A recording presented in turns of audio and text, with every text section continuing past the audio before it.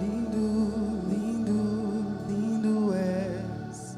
Glória, glórias eu te dou, Jesus. Jesus,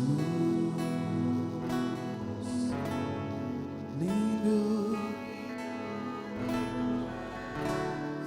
glória,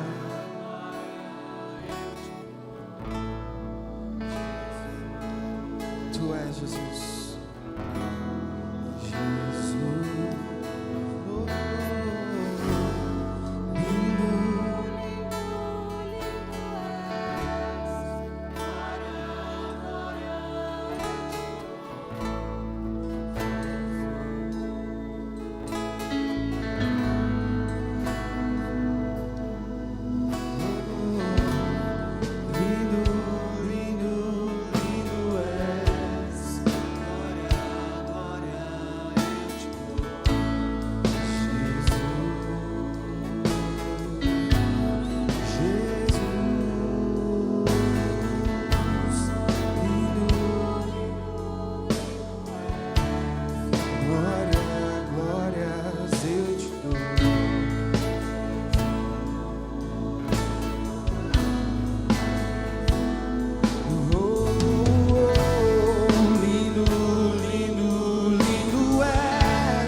Glória, glórias eu te dou, Jesus.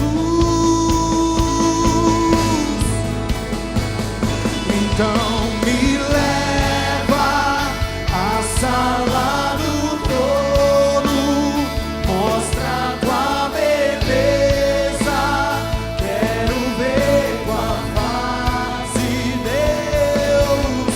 Me leva à sala do trono, mostra tua beleza, quero ver tua face, Deus. Me leva à sala do trono, mostra tua beleza, eu quero ver tua face, Deus. Sim, Deus. Oh, Senhor Jesus.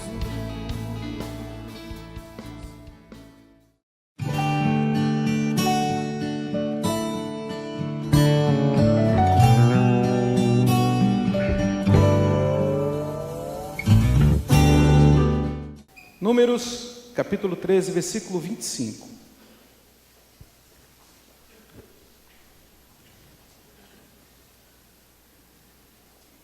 Diz assim: E eles voltaram de espiar a terra ao fim de 40 dias, e caminharam e vieram a Moisés e Arão e a toda a congregação dos filhos de Israel no deserto de Parã, em Cádiz, e deram-lhe notícias, e eles e a toda a congregação, e mostraram-lhes o fruto da terra, e contaram-lhes e disseram: Fomos à terra a que nos enviaste, e verdadeiramente mana leite e mel, e este é o seu fruto. O povo, porém, que habita nessa terra é poderoso, e as cidades fortificadas e muito grandes, e também ali vimos os filhos de Anak. Capítulo 14, versículo 1. Então toda a congregação levantou a sua voz, e o povo chorou naquela noite. E todos os filhos de Israel murmuraram contra Moisés, contra Arão, e toda a congregação lhes disse: Quem dera tivéssemos morrido na terra do Egito, ou mesmo neste deserto. E por que o Senhor nos traz a esta terra para cairmos à espada, e para que nossas mulheres, nossas crianças sejam por presa? Não nos seria melhor voltarmos ao Egito? E diziam uns aos outros: Constituamos um líder e voltemos ao Egito.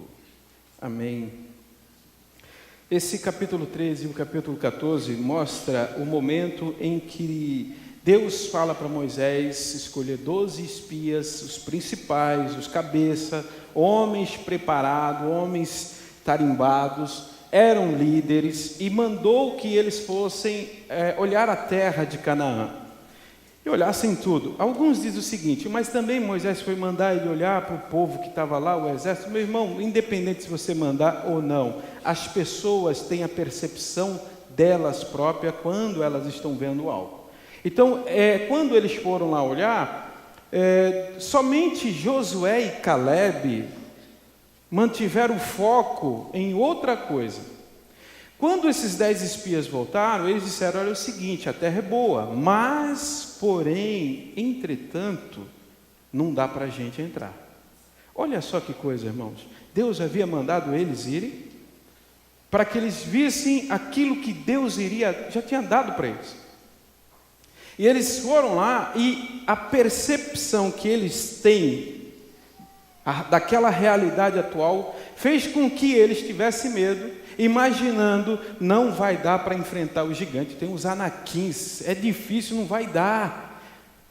E aí, irmãos, eles colocaram em pânico toda Israel, e 10 deles falaram: não tem como, e só 2 falaram: não, é óbvio que dá, se a gente for, ficarmos fiel, Deus vai nos dar a terra, Deus vai nos conceder. É interessante que Josué e Calebe não diz que não havia gigante. Ele não diz: olha, não, são anãozinho, não é verdade, não existe gigante lá. Não, eles concordam, mas eles dizem: o Senhor nos dará.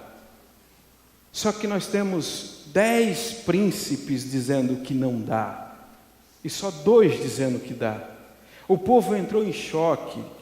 E aí, olha só que coisa estranha, irmão, já estavam querendo apedrejar Josué e Calebe, e queriam bater também Moisés, dizendo: Moisés, você é o culpado da minha situação aqui.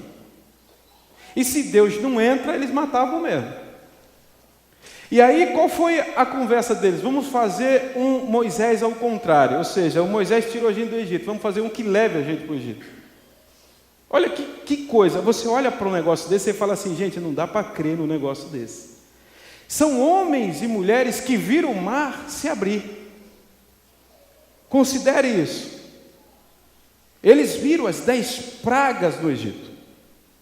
O que faz com que a gente pense o seguinte: se nós virmos milagres hoje ou amanhã ou depois, não é garantia de que a gente vai permanecer na presença de Deus. Como assim, pastor?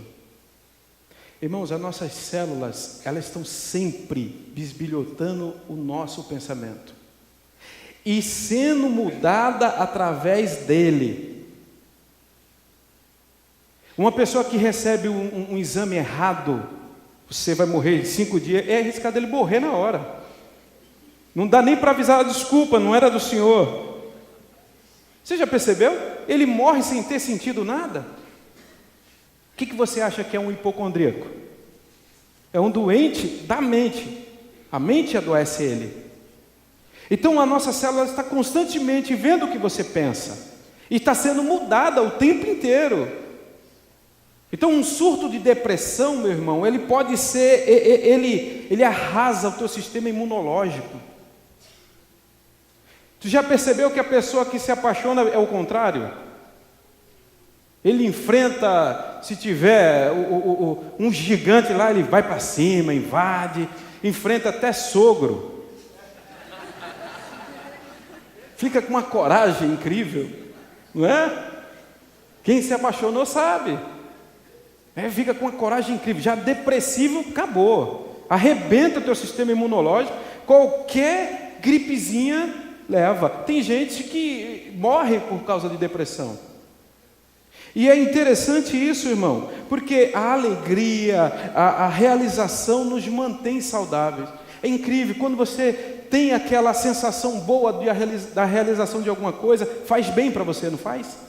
E eu quero que você mude o foco, porque o que acontece é que você acha que, como nós estamos vivendo uma crise terrível, o que hoje nós temos, no tempo de Elias era a água que estava faltando, no nosso tempo é dinheiro. Então o que acontece? Por causa de não ter dinheiro, você está mal. Só que isso é uma coisa que você está pregando para a tua mente. Porque não é a falta do dinheiro que está derrubando você, e sim o sentimento dessa falta de dinheiro que está destruindo você. E por que o sentimento, pastor? Quando eu fico sem dinheiro, eu não vou me sentir mal? Negativo. Porque tenho certeza que tem pessoas aqui dentro que já teve momentos que não tinham dinheiro e, além de não ficarem caídos, ainda conquistaram coisas grandes. A ponto de você olhar e falar: rapaz, como é que eu consegui comprar isso? Ué, você não tinha dinheiro? Como é que você conseguiu? Está vendo? Que é uma questão de percepção. Então, às vezes você não para analisar isso. Mas quantas vezes você falou assim, quer ver um exemplo? Se nós formos perguntar, por exemplo, o pastor Antônio Carlos: pô, pastor, como é que construiu isso aqui? Não sei. Milagre. A única palavra que a gente consegue falar é milagre. Era possível, olhando a olho, olhando as contas, as possibilidades, não dava, irmão. Mas por que conseguiu? Porque existe umas coisas que Deus deixou para nós, uma capacidade no nosso cérebro que a gente não usa. Os crentes, por isso que Jesus fala: os filhos das trevas são mais prudentes. Deus nos deixou armas maravilhosas, instrumento maravilhoso que é o nosso cérebro, e usar ao nosso favor, a gente usa ele para nos destruir. É incrível como a gente faz isso.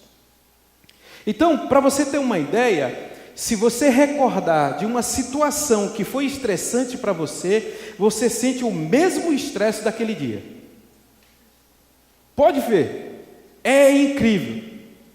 Imagina que você teve uma discussão feia com alguém importante para você, lá atrás, mas passou, tudo bem, resolveu. Aí um belo dia esse pensamento volta. É incrível como você fica nervoso. Você fica: meu Deus do céu, dá vontade, se falar de novo isso, mas já tinha esquecido. O pensamento voltou e você está passando o mesmo estresse, o coração começa a acelerar, você soa frio. Alguém fala: tá, por que está acontecendo com você? Não, aqui uma pessoa falou isso de mim. Quanto? Faz 20 anos atrás, mas é que eu estou me lembrando de novo. E você passa o mesmo estresse. Agora, irmão, é incrível. Você já percebeu como uma pessoa passa mal quando ela tem a impressão ou ela acha que alguém não gosta dela? Estão falando de mim, com certeza. Os irmãos não gostam de mim. E ela começa a passar mal. Ela fica ruim. E por que tudo... Eu vou falar para você por que a gente fica nesse negócio. Vou mostrar para você, porque foi isso que derrubou esses homens. Não eram os caras? Eram os príncipes. Eram os melhores. E caíram. Quem derrubou eles? A percepção que eles tinham da realidade. Às vezes não é real o que você está vendo. Sua mente está criando isso. Tá? Então, essa coisa, irmão, que a gente fica deprimido por conta de coisas que a gente vai lembrando. É incrível como isso acontece. Tudo isso é a nossa mente. Entendeu? Então, uma pessoa que está deprimida por causa do desemprego, ela projeta tristeza pelo corpo inteiro. Todo o corpo dela sente. Quando a Bíblia fala que não dá para uma parte só do corpo ser machucado sem que o resto do corpo sinta, é uma realidade. Porque quando você é mandado embora de uma empresa e você, numa situação que você está vivendo hoje, a tristeza abate todo o teu corpo. Pega todo o teu corpo. Entendeu, irmãos? Até as suas lágrimas são diferentes quimicamente das lágrimas de alegria. É incrível isso. Então, meu irmão, todo o teu perfil, todo esse perfil bioquímico, que é o cérebro que faz isso, é o cérebro que te joga na cama por conta de uma coisa que você acha mal, pensa mal, ele muda num piscar de olho. Olha só que coisa interessante. Você já percebeu que você recebe a notícia sexta-feira que foi mandado embora, você passa mal sexta, sábado, domingo, quase morrendo? Praticamente o que eu faço da vida? Jesus esqueceu de mim. O pastor mentiu, porque disse que se eu fosse dizimista fiel, eu ia ser abençoado. Eu vou cobrar o pastor Felipe. Deixa. Domingo agora eu não vou, porque eu estou muito mal, então eu vou numa terça. E você repara que se ele receber uma ligação na segunda, fulano de tal, sim, nós somos da empresa tal, gostaríamos que o senhor trabalhasse conosco, ele fica curado na hora. Você já reparou isso? Jesus é bom. Ele é fiel. Olha, as palavras mudam. Ele não era fiel na sexta, ele não era no sábado nem no domingo, porque você estava morrendo lá. Por que que isso muda, irmão? Porque chega a nós informações e o cérebro entende que aquilo é bom. Então ele fala: galera, levanta todo mundo que o meu chefe está feliz. Vamos animar inteiro. E é isso que acontece com a gente. Você fica curado porque essa depressão e esse problema está relacionado a um sentimento que foi resultado de alguma perda, seja financeira, seja de trabalho. E aí, quando você está nesse estado da perda, você fica um ser irracional. Pode o irmão lá abrir a Bíblia para você, que não vai fazer efeito, e você pode ter 200 anos de igreja. Deus nada. Você não vai ouvir. Então isso reforça para a gente, irmãos, já que isso ocorre naturalmente, se isso acontece, você precisa entender que esses fenômenos não são espirituais. São fenômenos biológicos, são materiais, é nós que estamos fazendo isso. Você está sabotando você está dizendo que você vai ser um fracassado. É você. Entendeu? Então, nós precisamos então mudar essa perspectiva nossa. Ok? Mudando isso, você vai ver como o seu dia ele é diferente. Amém? Então, meu irmão, a ansiedade, por exemplo, por causa do exame lá, ele passa essa ansiedade quando ele descobre que não tem nada. Eu nunca entendi quando as pessoas fazem exame e trazem um exame pronto e pede: pastor, ora aqui pelo exame. Ele quer que mude o resultado ali ou quer que ele seja curado? Porque já foi feito um exame. Deveria ser antes, né? Pastor, vou fazer um exame, ora por mim. Mas trazer o papel já feito, irmão, não é melhor ver o que está aqui primeiro? Vai que mude só o resultado.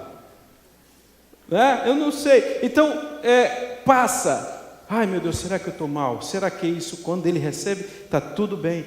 Ai, graças a Deus. Passa a viver e respirar melhor. Então, essa coisa que nós precisamos compreender. Então, meu irmão, o que eu digo para você? Se você quer saber como é que você está hoje, lembre-se do que você pensou ontem. E se você quer saber como é que você vai estar amanhã, olhe os teus pensamentos hoje.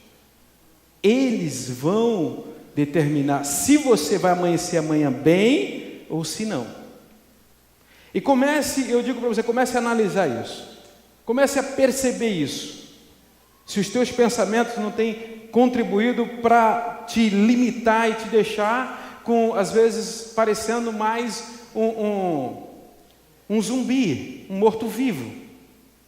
Porque não há razão para você estar do jeito que você está.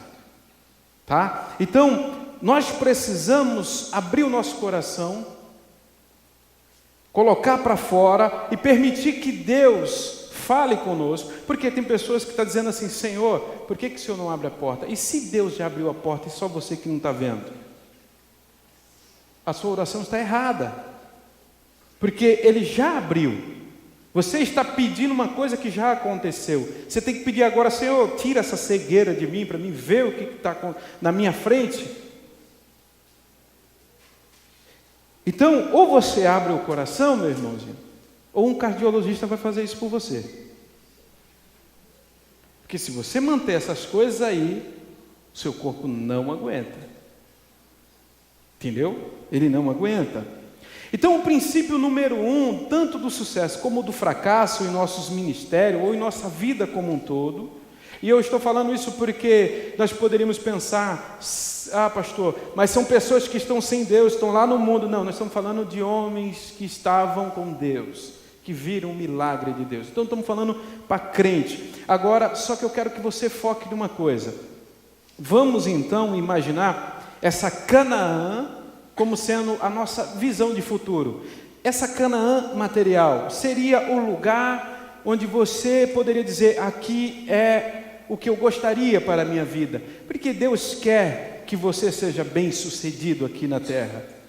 O que Deus não quer é que você negocie a Canaã celestial. Isso não pode ter negociação de jeito nenhum, você não pode abrir mão disso. Mas com relação às coisas aqui, é óbvio que Deus quer que você tenha sucesso naquilo que você vai fazer. É óbvio. Então o princípio resume-se em quê? Ou você está vivendo acima da linha da vida ou abaixo dela. Por isso que você tem esse tipo de atitudes. Por isso que a tua mente faz isso com você. E o que é estar acima ou abaixo da linha da vida? Não tem nada a ver com dinheiro, irmão. Não tem nada a ver. É possível pessoas terem muito dinheiro e estar abaixo da linha da vida. Alguém aqui está abaixo da linha da vida? Vocês não sabem o que é, né? Volte aqui domingo de manhã, que vem que eu falo para vocês. Só assim os povos vêm Mas é importante, irmãos, que a gente entenda sobre esse conceito da linha da vida, porque quando Deus ele disse para Adão e Eva, Deus os abençoou e disse para eles assim: olha, sejam fecundos, multiplicai, frutificai, sujeitai a terra. Quando ele disse isso, o que Deus quis dizer? Vocês vão ter responsabilidade. Eu confio a vocês a administração de tudo isso aqui. E vocês serão responsáveis para disso aqui criar tudo. Por que o homem constrói? Por que o homem cria? Por que o homem consegue aperfeiçoar o alimento? Porque Deus deixou a estrutura para isso. Por que pessoas conseguem chegar num lugar que não tem nada e fazer aquilo florescer? São talentos naturais que Deus deu a ele. Como o pastor falou aqui, tinha o ouro para trazer, mas e a habilidade? Deus deu habilidade para alguém fazer, perceba isso. Ou seja, você tem habilidades naturais que Deus deu a você, para você extrair o melhor possível desse lugar, deste mundo. Então, existem pessoas aqui que têm habilidades tão incríveis, e elas conseguem olhar para tudo isso e não ver nada. E quando a gente não vê nada, a gente também não está adorando a Deus, porque não é verdade. Deus deu para nós habilidades incríveis. Tem pessoas que fazem coisas e você fala assim: meu Deus do céu, como é que você faz isso? Como é que você consegue ser perfeito nessa parte? Porque Deus nos deu isso. Quando Ele chega no Éden, fala para Adão e Eva: multiplique-se, agora é com vocês, não sou eu que vou multiplicar vocês, são vocês. Construam. O homem só constrói civilizações porque Deus deixou isso na estrutura. O homem só consegue colher porque ao plantar Deus deixou a estrutura para que a planta consiga sobreviver e dar o seu fruto. Deus já deixou tudo montado. Agora, nós temos, irmãos, que parar de estar no nosso estado de como se nós fôssemos múmias espirituais. Parado. Porque Deus disse o seguinte: o sol que brilha para os justos, brilha também para o injusto. Ou seja, dentro do seu padrão, irmão, você tem a mesma oportunidade que qualquer um lá fora. Não dá para você não querer estudar, não fazer nada e falar para Deus: Senhor, me dá um emprego de médico. Eu não quero ir no seu consultório. Imagina: Senhor, eu quero ser médico, eu vou girar 7 vezes na Santa Casa e declararei que eu serei o diretor desse lugar. Para com isso. Sem levar em conta que na 7ª volta cai tudo, né? Nem isso ele se atentou de ler. Não é isso. É dentro do seu padrão, filho. Porque o crente tem uma mania, né? Ele está numa condição que ele não pode ser um gerente, ele está querendo tomar o lugar do gerente. Deus fala: eu não posso fazer isso. Você vai derrubar essa empresa se der isso. Dentro do seu padrão. Tá? Então, meu irmão, por que a gente enxerga tão para baixo? Por conta justamente da gente viver abaixo da linha da vida. Mas como que as pessoas que vivem abaixo da linha da vida se comportam? Que a gente precisa entender. De alguma maneira, irmãos, nós aprendemos isso, a viver abaixo da linha da vida. Isso não é determinismo. Você não é obrigado a estar naquele estado. Você aprendeu a ser assim. E como uma pessoa vive abaixo da linha da vida? Bom, a primeira evidência é que sempre damos desculpas. Ou seja, se você encontra justificativas para alguma coisa que não ocorreu, que deveria ter ocorrido na sua vida, então você está abaixo da linha da vida. Agora pense um pouquinho aí. O que você tem feito e de repente, fulano, por que não deu certo? Ah, porque eu estou trabalhando até tarde. Você tem dado essa desculpa? Você tem dado essa justificativa? Ah, porque não deu para me empregar força. Por que você não terminou a faculdade? Ah, porque eu estou... Toda vez que você der uma justificativa para algo que deveria ter sido feito por você e não fez, você está abaixo da linha da vida. Isso significa o quê, pastor? Isso significa que se você tentar se levantar do lugar que você está e fazer a jornada entre o estado em que você está para o estado que você deseja, você vai morrer no caminho. Por quê, pastor? Porque, meu irmão, você já parou para pensar no pródigo? Ele estava numa terra bem longínqua, não é? Ele tinha muito dinheiro, irmão, quando ele foi. Agora pensa numa pessoa na condição do filho pródigo, sem dinheiro, passando fome, sem recurso nenhum, fazer a caminhada de volta. Pensa, ele vai ter que lidar com as circunstâncias do caminho, que poderá matá-lo, porque agora ele não tem mais recurso para voltar. Somente alguém que está determinado e focado consegue fazer a jornada de volta. E o problema nosso está nos focos. Esses homens focaram no gigante, enquanto Josué e Caleb focaram na beleza da terra. No presente de Deus, eles focaram nos gigantes. Nós vamos morrer. Morreram sem levar um cascudo de um gigante. Como é que pode adiantar a morte assim? Saíram do Egito com a promessa para chegar em Canaã e não chegaram, porque resolveram olhar para o lugar que não deveria. Toda vez, meu irmão, que você tiver uma desculpa, seja o sol, seja a chuva, seja qualquer coisa, significa que você está abaixo da linha da vida. E pessoas abaixo da linha da vida, elas se auto-sabotam. Você já reparou? Por que tem às vezes você fala assim, tem uma irmã que ela se casa com um homem e esse homem bate nela. E esse homem desmancha, vai embora e deixa ela sozinha. Ela casa de novo e acontece a mesma coisa. Casa de novo, acontece a mesma coisa. Por que isso? Autossabotagem. Ela não quer isso para a vida dela. Mas é autossabotagem. Não vou falar para vocês o que é isso não, porque não dá tempo. Mas você já reparou que tem rapazes que quer levar um relacionamento sério, namora por 5 anos. Nos 5 anos, a menina fala, não quero mais não, terminou. Isso já, como nós não vivemos muito tempo, se ele fizer isso por umas 4 vezes, ele já começa a ficar preocupado com a aposentadoria dele. E por que ele só consegue arrumar mulher desse jeito? Autossabotagem. Então, por isso, meu irmão, que nós precisamos prestar atenção no que nós temos crido. Porque uma coisa é você pronunciar com a sua boca, e às vezes dentro de você não está vivendo isso. Então sempre que existe uma desculpa, é porque, para justificar, então lembre-se, eu estou abaixo da linha da vida. Outra coisa, quem é o culpado da tua situação hoje, meu irmão e minha irmã? E como nós estamos vivendo hoje, que nós podemos falar da situação financeira, que tem sido o karma hoje dos crentes, não era para ser, mas tem sido. E o que eu estou falando, karma não é a falta de dinheiro, mas o que acontece por causa da falta do dinheiro. Então, quem é o culpado de você estar vivendo hoje um tipo de vida que você não queria, meu irmão e minha irmã? Toda vez que você encontrar um culpado para a situação em que você está, então você está abaixo da linha da vida. Pastor, mas a culpa é de fulano, não importa. Se você vê assim, você está abaixo da linha da vida. Porque é uma reação no cérebro que acontece quando você faz isso. Ele desarma você.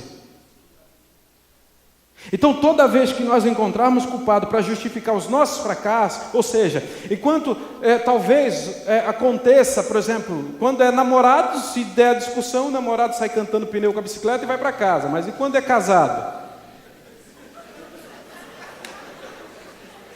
Namorado vai esfriar a cabeça em casa. Mas, e quando é casado?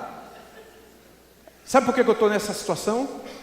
Aí fala aquelas palavras em línguas que a gente não pode repetir aqui. Sabe por que eu estou nessa situação? Por sua culpa. Você me fez chegar aqui. Só pessoas abaixo da linha da vida falam dessa forma, ocupam alguém assim. Mesmo o pastor tendo culpa aquela pessoa, mesmo tendo ela culpa. Sempre que houver um culpado pela tua situação, você está abaixo da linha da vida. E cedo ou mais tarde, você vai se auto-sabotar a ponto de sequer lembrar o que Deus já fez na tua vida, como esses homens que viram o mar se abrir, se esqueceram, blasfemaram, murmuraram e caíram todos diante de Deus. E o deserto se tornou o cemitério deles. Então entenda isso. Então, meu irmão, se você sempre encontrar um culpado para isso, se você sempre já tem essa pessoa que é a responsável pelo teu fracasso, você está abaixo da linha da vida, e viver abaixo da linha da vida nos faz vítimas. Porque você sempre está acreditando que aquilo que acontece à nossa volta, o nosso ambiente, com nós, são determinados por outras pessoas. São os outros que estão afetando a sua vida. Isso nunca vai mudar, meu irmão. Vai ser sempre um ciclo. Sempre alguém vai pisar no seu pé, sempre alguém vai ser suficientemente uma razão de você não vir no próximo culto. Sempre você vai ter uma razão para isso. E toda vez que você tiver mal na igreja, tiver mal em casa, tiver para baixo, e esse teu para baixo aí você identifica que alguém é culpado, é porque você é quem está abaixo da linha da vida. E aí você precisa mudar isso. Tá? Você está entendendo, irmão?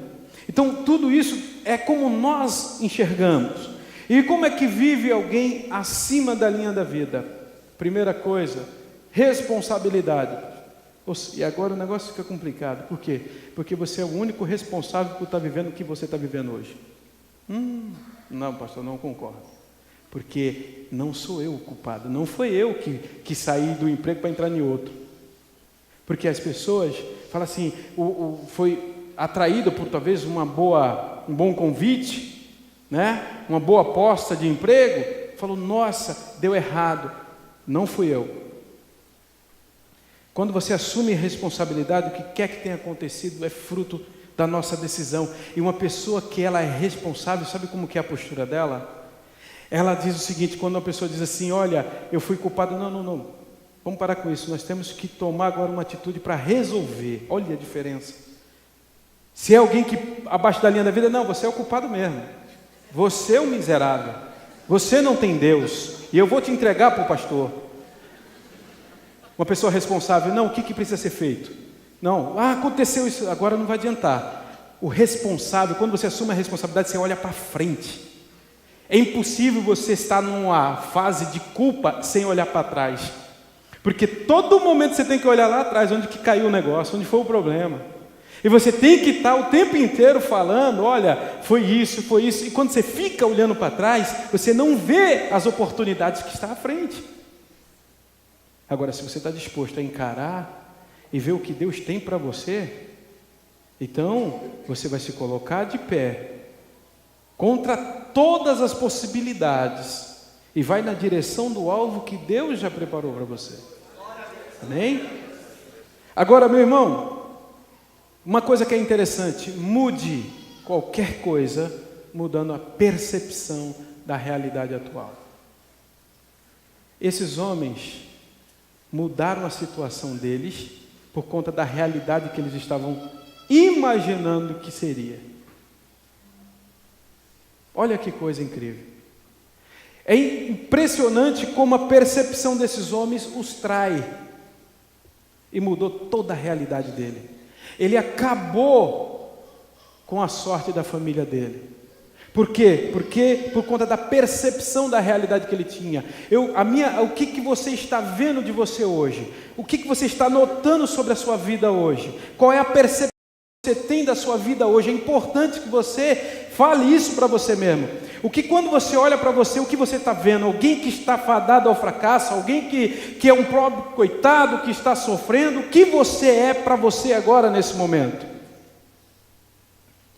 Quando nós estamos diante de um problema insolúvel, um problema difícil, meu irmão, às vezes você não consegue enxergar a luz no fim do túnel, às vezes você não consegue nem enxergar o túnel.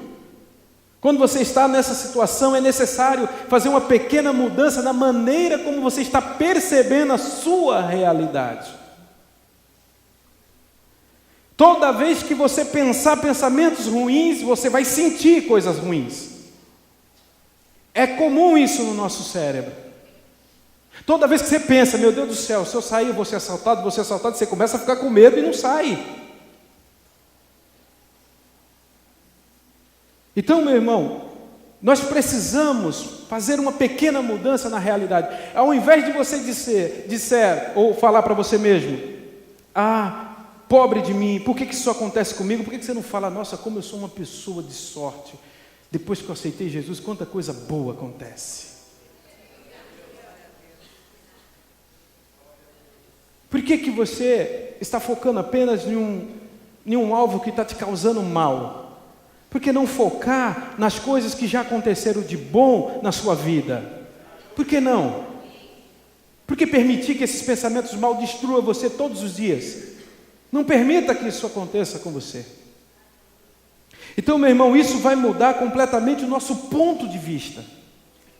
Ao invés de você olhar para a terra e ver os gigantes, você vai ver o seguinte, não, gente, calma, aqueles gigantes estão lá para garantir que ninguém vai mais entrar até a gente chegar. Olha que mudança. Que coisa. Você olha para aquele monte de gente lá naquela terra malvada e tudo, não, eles só estão guardando até a gente chegar lá. É nossa, não tem para ninguém. Olha só, agora se você tem a percepção de que, olha, essa terra ali, meu irmão, nós vamos morrer, porque os camaradas que vieram com a gente são tudo fazendeiro, não sabe lutar. Se você tiver essa percepção, você vai perder a bênção, porque você vai sabotar você mesmo, e você vai sabotar as coisas maravilhosas que Deus tem para você. E talvez você vai ficar 40 anos andando num deserto. Racional não tem a ver com intelectual. Racional é pensar com a parte do cérebro chamada neocórtex, que só usa 10%, mas é o responsável pelos melhores feitos, os melhores acordos da sua vida. As melhores decisões sua passou por ele. Que coisa, hein? Você só usa 10%. Por isso que 90% dos erros é culpa de quem? Tem partes do nosso cérebro que são responsáveis por isso. Então ele é o que? É o racional. Quer ver como Jesus usa ele? Lembra lá quando chega todo mundo para apedrejar a prostituta? Por que ele já vem com pedra, irmão? Porque eles não estão pensando racionalmente. Quando perguntam para Jesus, o que Jesus faz? Qual foi a reação de Jesus, igreja? Não sabem? Não.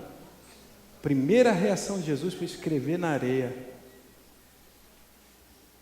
Bom, Jesus precisava se batizar? Precisava? Por que ele se batizou? Exemplo, Jesus escreve na areia também para isso. Quando você tiver que tomar atitudes, principalmente quando envolver vida, escreva na areia, irmão. O que é isso, pastor? Não responda de supetão, não. Vai pensar. Escreve. Há algo aqui por trás dessa pergunta. Raciocina. Faça uma reflexão.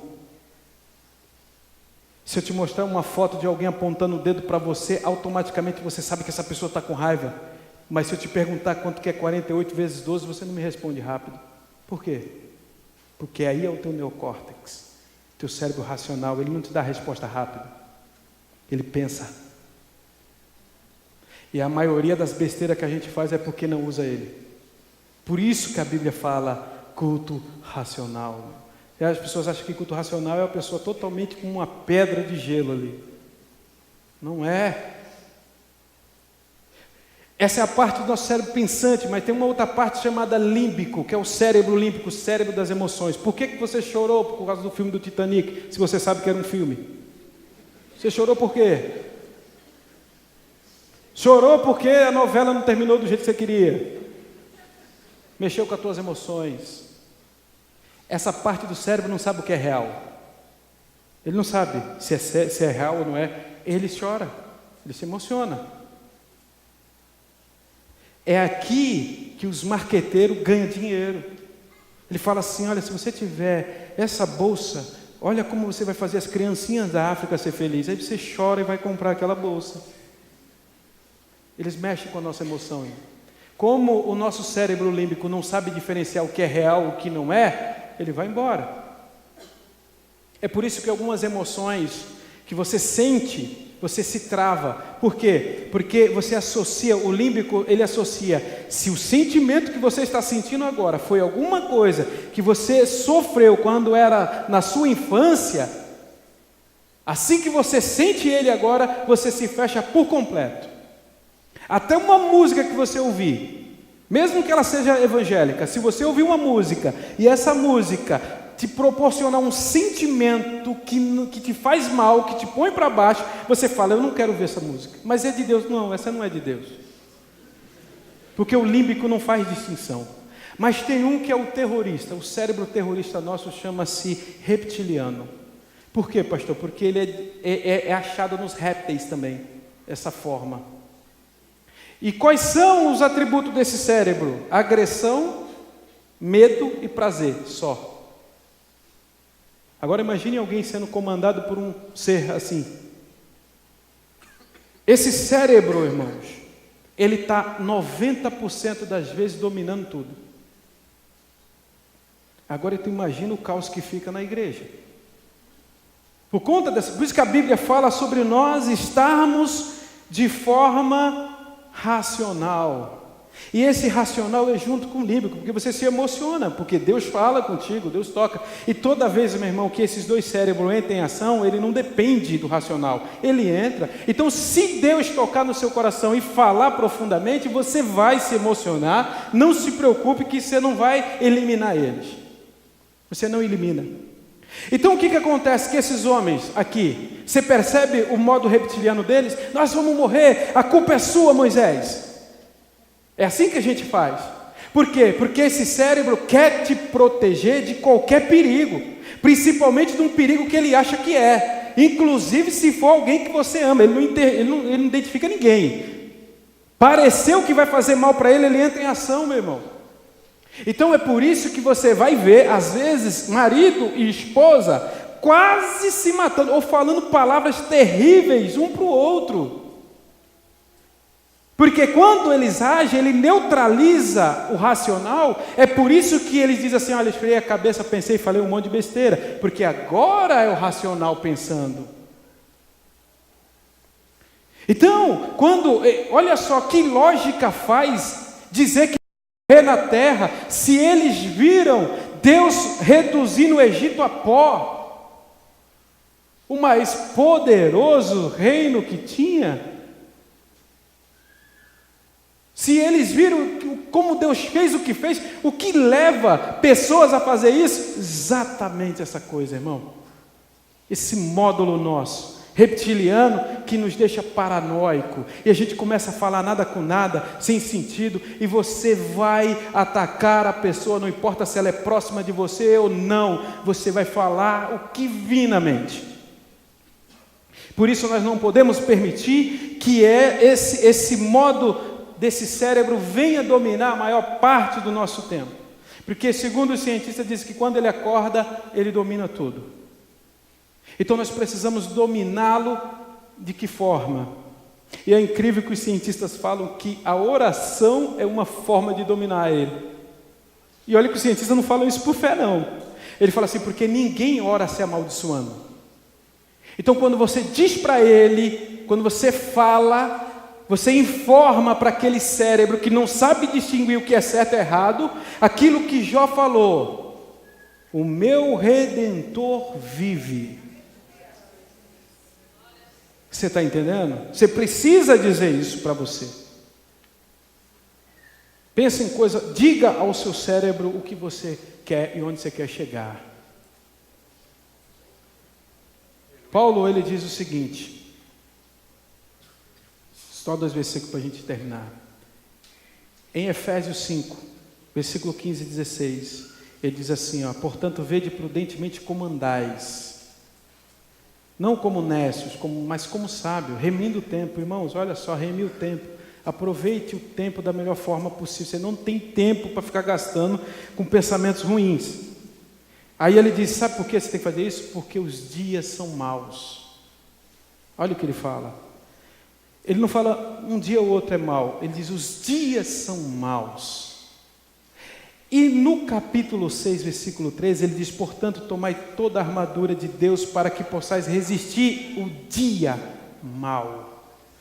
E, havendo feito tudo isso, ficar firme. Olha o que, vou mostrar para você o que Paulo está dizendo. Ele está dizendo assim, existem dias maus, os dias são maus, mas tem dia que é pior.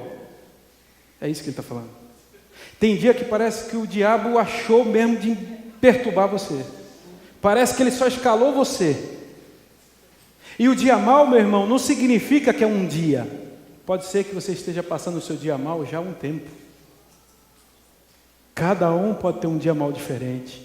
Talvez já faz 1 ano que você está nesse dia mau. E Paulo diz, revistam-se. Sabe o que é se revestir da armadura? É se revestir de Cristo.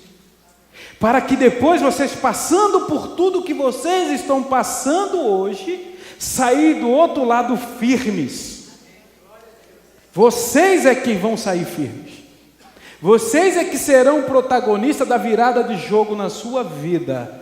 Deus pode mudar, mas Ele quer você. Ele quer usar você para mudar essa história. Ele quer usar você para ser a mudança no quadro da tua família. Então pare de ficar se lamentando, vivendo abaixo da linha da vida. Assuma a responsabilidade e diga, a partir de hoje é minha responsabilidade. E Deus não me fez para perder. Então, em nome de Jesus, eu vou me mover nessa direção. E jamais vou permitir que pensamentos sabotadores me assaltem nessa caminhada. Porque no final da caminhada, você vê o pai vendo o filho chegando e o pai correndo na direção. E a perspectiva do filho é o quê? Pai, eu fiz isso, o pai nem deixou ele falar. Abraçou, o beijou e disse, vamos comemorar, o meu filho voltou. Irmãos, a nossa batalha não é... O diabo não está preocupado com o teu dinheiro, queridos. O diabo está preocupado com a sua mente. Se ele conseguir fazer você acreditar nas mentiras dele, se ele conseguir dominar a sua mente, se ele conseguir colocar dúvida em você, se ele conseguir fazer o que ele fez lá com aqueles homens, que você vai morrer, que você não vai herdar aquilo que Deus te deu, então ele não vai nem se preocupar se você vai ter muito ou pouco dinheiro, porque a maior parte ele já terá conquistado, que é a sua mente. Então por isso Paulo fala, revistam-se de toda a armadura, para que vocês possam resistir naquele dia que vai ser mal na sua vida, mas lembre-se que se você se revestir do Senhor, você vai ultrapassar esse negócio aí. Amém? Vamos ficar de pé, irmãos, em nome de Jesus. You're full of life now, and full of passion. That's how He made you. Just let it happen. You're full of life and full of passion. That's how He made you. Just let it happen. You're full of life now, full of passion. That's how He made you. Just let it happen. And He calls each one of us by our names to come away.